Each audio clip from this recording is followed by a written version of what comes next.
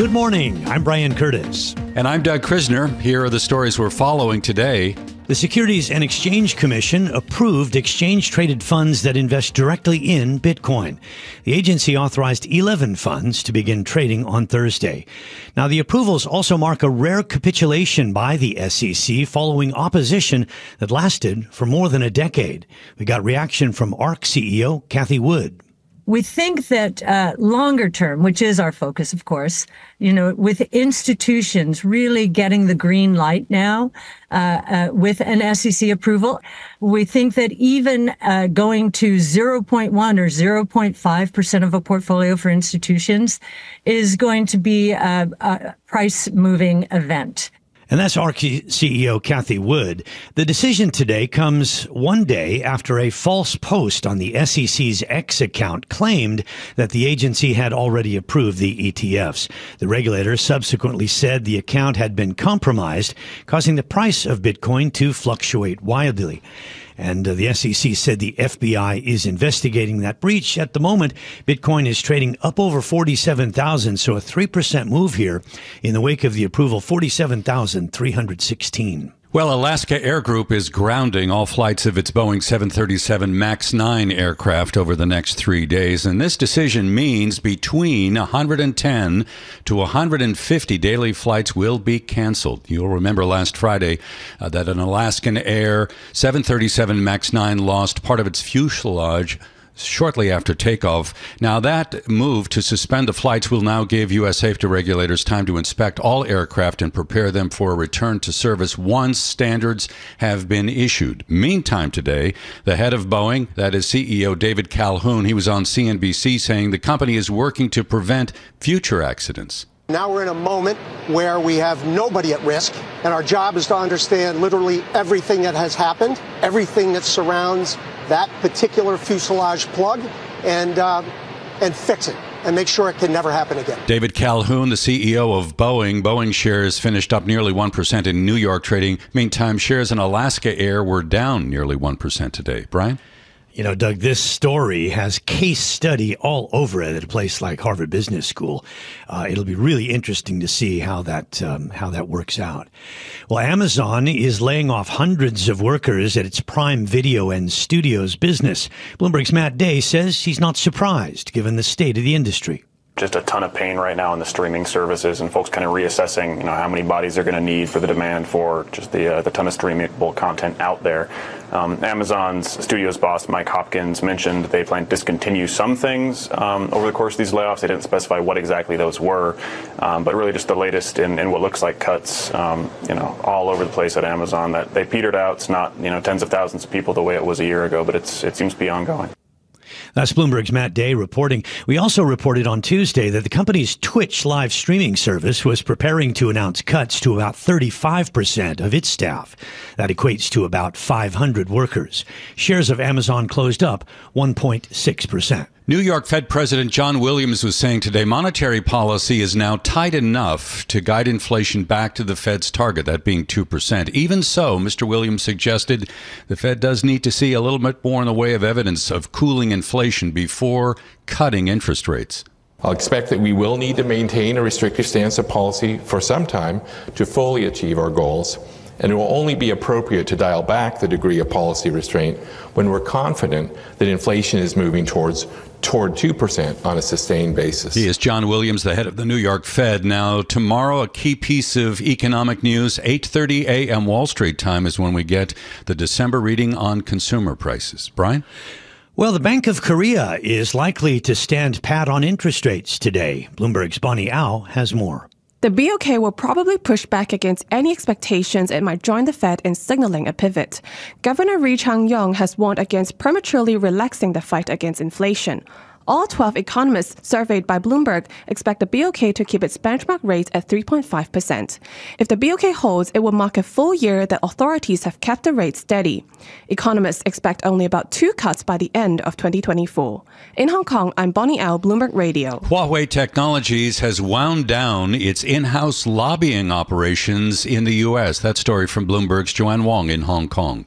Huawei's last two registered lobbyists left in recent months. The lobbyists' recent departures follow an exodus of staff from Huawei's U.S. operations. That marks a quiet end to Huawei's costly, decade-long effort to maintain a presence in the North American market. Federal filings showed the company had spent more than $13 million lobbying in the past 10 years. The firm reached its peak by supplying small mobile phones across the U.S., even as major carriers shunned it. But rising tensions with Beijing eventually all but banned it. In Hong Kong, I'm Joanne Wong, Bloomberg Radio. Meantime, China's credit market looks to be improving. We had a couple of property developers yesterday and also a large car dealer announce that they would make payments on maturing debt. One was China Wangke, the other one was Long Four Group, and they said that they would make these payments in the course of the next month or so. And also China Grand Automotive pledged to pay a dollar note that matures sometime this month. So that's seen as good news and will offer a bit of relief to investors. Now it's time for global news. Well, another candidate vying for the Republican nomination for president has dropped out. Dan Schwartzman with that story in New York. Dan. Hey, Brian. As Nikki Haley and Ron DeSantis get set to debate tonight in Des Moines, Iowa, former New Jersey Governor Chris Christie announces he is dropping out of the Republican presidential primary race. Christie had faced increased pressure in recent days to drop out to help boost Haley in New Hampshire, where she has focused her campaign resources. The former governor was a long shot to win, leaving the race with under 4% of support in the polls. Christie had at one time been a Trump ally, leading the former president's transition team, but he had fallen out with Trump back in 2020. Christie had strong words regarding Trump. No one would tell the truth about his divisiveness, his stoking of anger for his own benefit, him putting himself before the people of this country. Christie was speaking at a town hall in New Hampshire. Donald Trump has been blocked from making a statement during closing arguments in his $370 million civil trial. The judge overseeing the case, Arthur Engerin, told Trump's legal team he won't be allowed to speak, citing the former president's refusal to agree to standard court rules about what he can say. Trump is accused of inflating the value of his assets on financial documents for more than a decade in an effort to get better loan terms. Trump's lawyers and the judge have repeatedly clashed during the almost 11-week trial, as Trump's team has frequently accused the judge of bias against their client. The U.S. and allies weighing options to retaliate against Iranian-backed Yemeni-based Houthi rebels who continue to attack commercial vessels transiting through the Red Sea. The militants launched their largest drone and missile attacks on ships earlier today, with U.S. and British warships and planes shooting down 18 drones and 3 anti-ship missiles. So far, the U.S. and its coalition partners have failed to slow the attacks, leading to shipping companies refusing to send vessels through the area. California Governor Gavin Newsom has proposed spending cuts during the next fiscal year to tackle a $37.9 billion deficit due to inflation and lower tax revenue from wealthy earners. The gap is actually much smaller than was originally projected by the state's nonpartisan Legislative Analysts Office, which back in December pegged the deficit at around $68 billion. Newsom's plan to close the deficit include drawing $13.1 billion from the state's reserves, as well as cutting $8.5 billion from areas such as climate change initiatives, housing, and scholarship programs, while also freezing spending across government agencies. Jaw-dropping news coming out of sports. Alabama head football coach Nick Saban will be retiring. 17 years, 6 national titles, and after that first year, 16 straight seasons of 10 or more wins per season, considered by many the greatest coach in the history of college football. Global news 24 hours a day and whenever you want it with Bloomberg News Now. I'm Dan Schwartzman, and this is Bloomberg.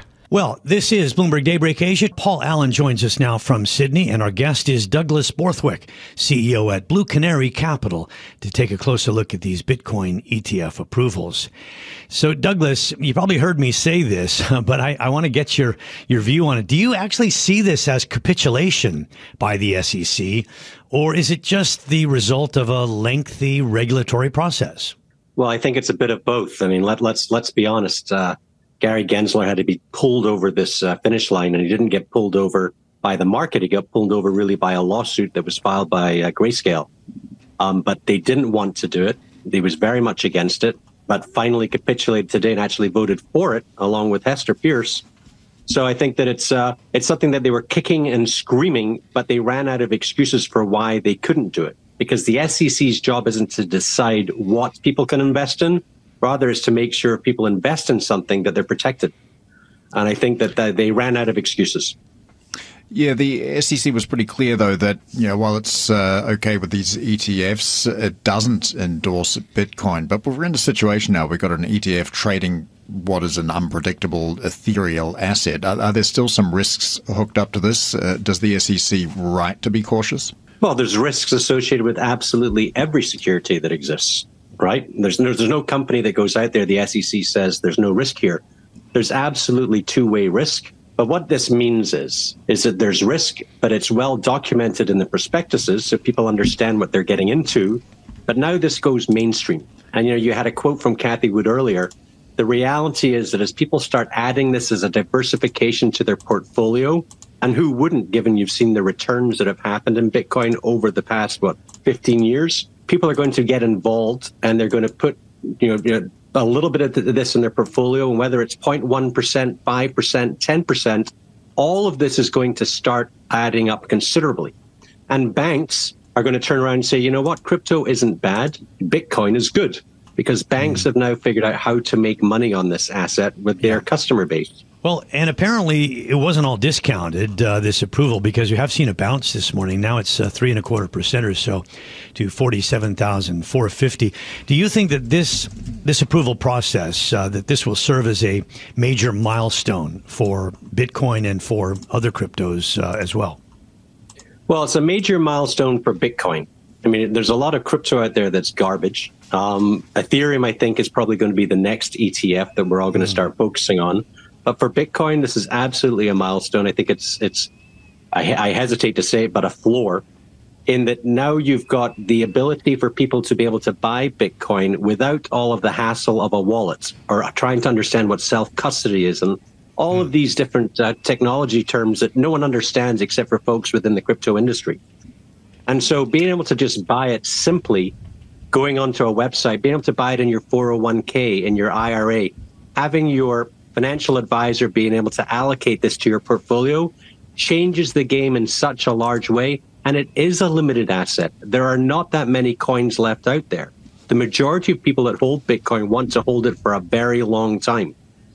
And so I think that it has a great opportunity here for it to really get a lot more, well, not just diversification of portfolios, but also for people to actually start thinking about Bitcoin as something that they can associate themselves with. So when trading gets going, what sort of interest are you anticipating from buyers, particularly some of these retail buyers that you're talking about?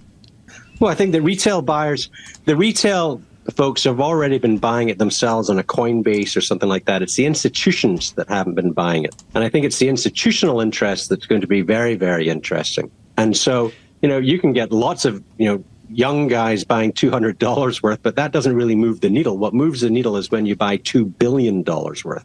And BlackRock's been, there's been reports that BlackRock says there's $2 billion of interest already in their ETF. That's a tremendous amount of interest.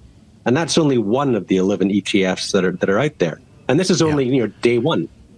We've got years and years of interest, of buying interest coming into this.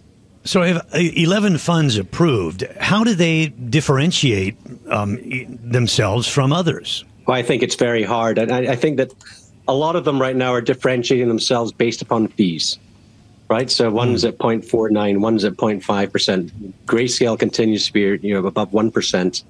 I think that so fee differentiation is important, but I think a lot of folks generally will just deal with what they can deal with or what their financial advisor allocates them towards. And so while fees are important, these fees are still a lot less than if they were buying Bitcoin on an exchange or if they were buying Bitcoin through Grayscale as it was previously when it was a trust company. So presumably this is bad for Coinbase, right? Well, you've got to wonder. I think that if Coinbase has diehard Bitcoin fans that want to self-custody, well, that's one thing. But certainly there's going to be a lot of retail that maybe wanted access to Bitcoin on Coinbase and now decide, you know what, I'll just do it through an ETF. But that's also good news for Coinbase because Coinbase is involved in many of the ETFs that are out there. Yeah, it could be bad on one side, but very good on the other side. Douglas, thanks very much for joining us. Douglas Borthwick, CEO at Blue Canary Capital. This is Bloomberg Daybreak Asia, your morning brief on the stories making news from Hong Kong to Singapore and Wall Street. Look for us on your podcast feed every day on Apple, Spotify, and anywhere else you get your podcast. You can also listen live each day on Bloomberg 1130 in New York, Bloomberg 99.1 in Washington, Bloomberg 106.1 in Boston, and Bloomberg 960 in San Francisco. Our flagship New York station is also available on your Amazon Alexa devices. Just say, Alexa, play Bloomberg 1130. Plus, listen coast to coast on the Bloomberg Business app, SiriusXM Channel 119, the iHeartRadio app, and on Bloomberg.com. I'm Brian Curtis. I'm Doug Krisner. Join us again tomorrow for all the news you need to start your day right here on Bloomberg Daybreak Asia.